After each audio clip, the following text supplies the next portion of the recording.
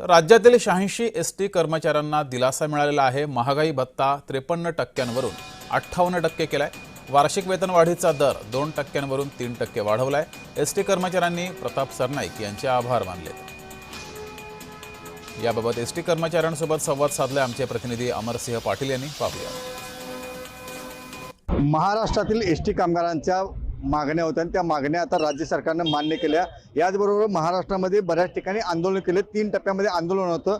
2 टप्पे आंदोलन आणि तिसऱ्या टप्प्याचं आंदोलन करण्याची संधी मिळाली नाही एसटी कामगारांना। काय सांगाल की शासनाने तुमच्या मागण्या मान्य केल्या? काल ही जी बैठक लावली मंत्रालयात सगळ्या संघटनेचे आणि ज्या आर्थिक मागण्या होत्या, आमचा 2016 पासून 1% वार्षिक वेतनवाढीचा दर त्यांनी लागू केला, 5% महागाई भत्ता त्यांनी दिला आणि 10, 20, 30% घरभाडे भत्त्याचा रेशो देखील त्यांनी लागू केला।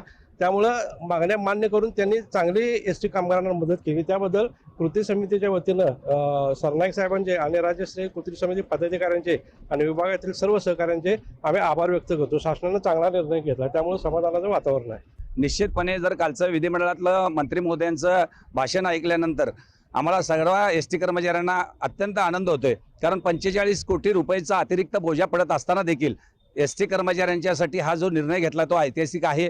त्यामुळं निश्चित एसटीचा कर्मचारी समाधानी आहे। इथून पुढे मागण्या जे काय आमच्या असतील त्या रास्तच असतील।